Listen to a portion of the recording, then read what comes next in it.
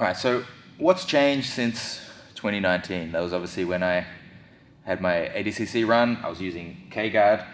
It's now been nearly 6 years since then, so quite a few things have changed in the K-Guard game, and that's one of the reasons I wanted to kind of update what I'm doing from here, how I'm thinking about it.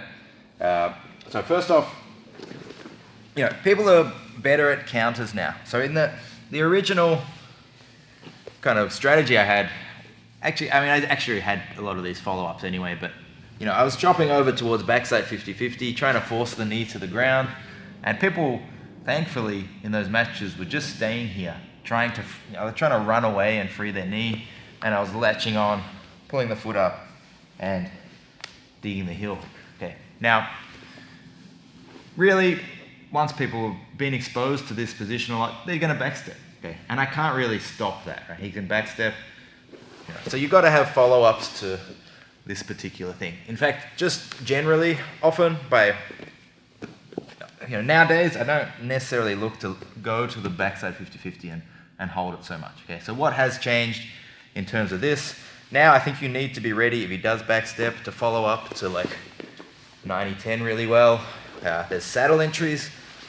A lot of people, which has been really good, guys like Lucas Kennard, Levi, Mikey Musumeci, they've found entries from K-Guard into the saddle, which was something I wasn't really doing, and I'll show some of those options here. But you can go from backside, and then as they backstep, you can look for the saddle, right? Looking for inside heel hooks, outside heel hooks from here. There's also saddle entries when we go to 70-30. Okay, so from here, we can be looking towards reverse X.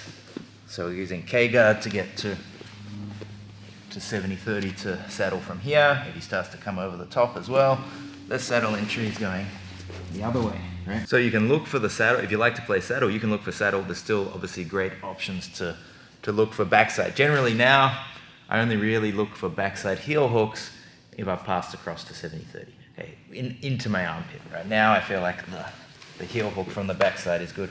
Or if you happen to chop over the top and they try to sit on you and you've got a deep grip, like you might start to look for a heel hook here, but I tend to actually not just thread my leg as deep around the knee these days. Okay, there is actually more opportunity for counters. So now, other options, we can play from the matrix back take. Okay, this is a really good option from K-Guard. We'll talk about that.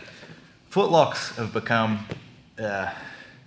really effective. Okay, obviously heel hooks were big when I had that competition, but now footlocks are good. Footlocks, there's a lot of entries from K-Guard to simply look for positions where we're underneath and going straight for footlocks, especially with Aoki as well.